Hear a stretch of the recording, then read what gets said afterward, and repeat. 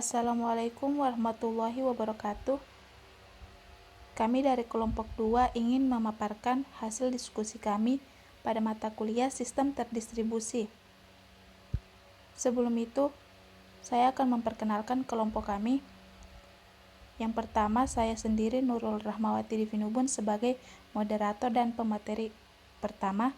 Yang kedua, Azharira Aziz. Selanjutnya, materi yang akan dibahas yaitu yang pertama, share data, yang kedua, fault tolerance atau data transaction, yang ketiga, replication.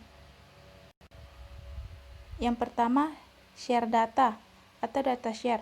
Pengertian data merupakan deskripsi dari sesuatu kejadian yang dihadapi, merupakan deskripsi organisasi tentang sesuatu atau resource dan kejadian transaction yang terjadi. Merupakan kenyataan yang menggambarkan suatu kejadian yang nyata. Next, pengertian dan tujuan share data. Pengertian share data merupakan pemakaian file data tunggal oleh lebih dari satu orang atau komputer atau suatu akses yang diberikan kepada orang lain untuk mengakses data tersebut.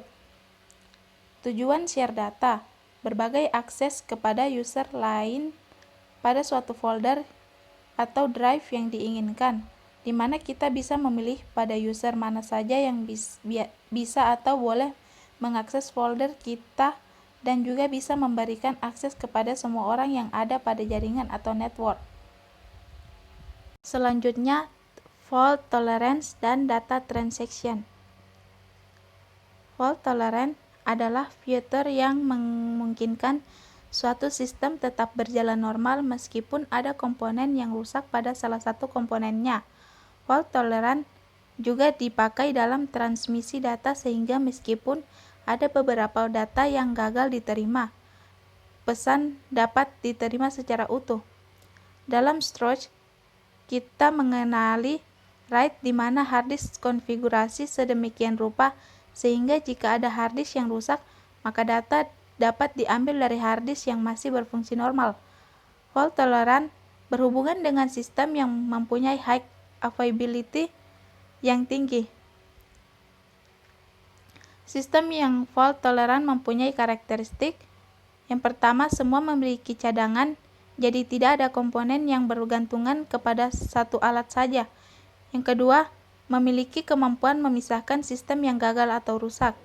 Yang ketiga, bisa mencegah efek kerusakan supaya tidak menjalar ke komponen lain. Yang keempat, kemampuan untuk berpindah ke komponen backup dan kemudian kembali lagi ke komponen utama setelah sistem utama diperbaiki. Selanjutnya, transaksi data.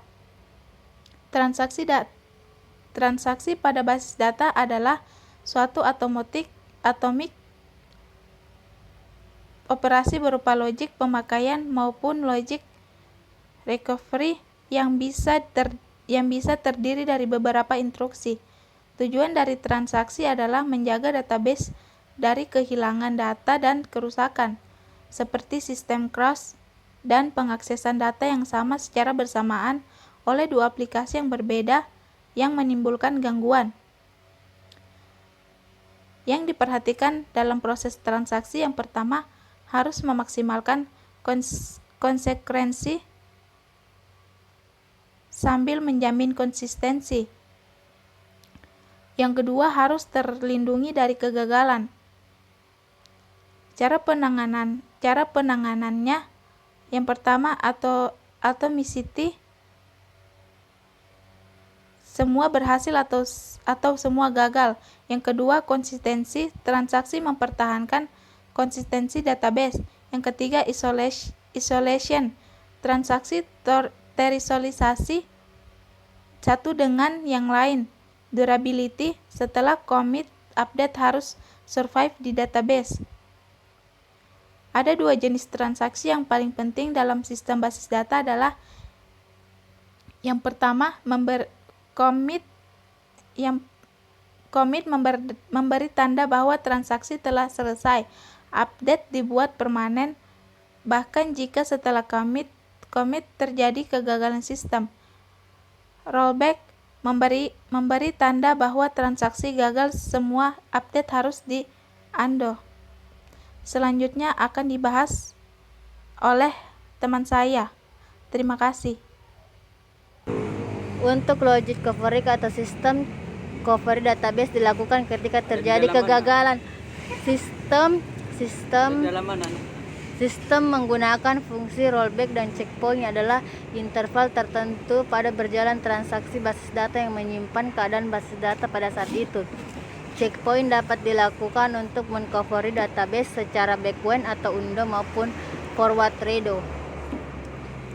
Pada umumnya terdapat 3 masalah utama pada coverage. Loss update problem ketika dua user mengupdate 2 buah data yang sama. Ketiga, uncommit defense problem ketika user yang satu mereferit data dan user yang lain merollback data.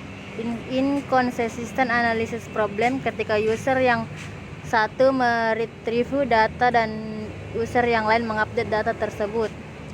Jadi cara kerjanya, jika transaksi A memegang X log pada sebuah rekor, maka permintaan log X pada rekor yang harus sama diabaikan. Jika transaksi A memegang slog pada rekor R, maka permintaan S-log transaksi pada R ditolak. Permintaan slog transaksi lain pada R diterima. Tapi ada satu masalah yang terjadi ketika melakukan proses logging ini, yaitu deadlock, yaitu situasi di mana 2 atau lebih transaksi yang kondisinya white stack sama lain menggunakan log dilepas sebelum dapat memulai. Replication adalah suatu teknik untuk melakukan copy pendistribusian data dan objek-objek database dari suatu database lain dan melaksanakan sinkronisasi antar database sehingga konsistensi data dapat terjamin. Dengan menggunakan teknik replikasi ini dapat didistribusikan ke lokasi yang berbeda melalui koneksi jaringan lokal maupun internet. Keuntungan replikasi tergantung dari jenis replikasi. Pada umumnya mendukung ketersediaan waktu dimanapun diperlukan. Adapun keuntungan lainnya adalah memungkinkan beberapa lokasi menyimpan data yang sama. Hal ini digunakan pada saat lokasi tersebut membutuhkan data yang sama. Aplikasi transaksi online terpisah dari aplikasi pembacaan seperti proses analis database secara online, data smart atau data warehouse. 3. Memungkinkan ekonomi yang besar. Penggunaan dapat bekerja dengan mengcopy data pada saat tidak terkoneksi, kemudian dapat melakukan perubahan. 4. Dapat ditampilkan seperti layaknya data tersebut untuk menggunakan aplikasi berbasis web. 5. Meningkatkan kinerja pembacaan. 6. Penggunaan replikasi sebagai bagian dari strategi stand-based server.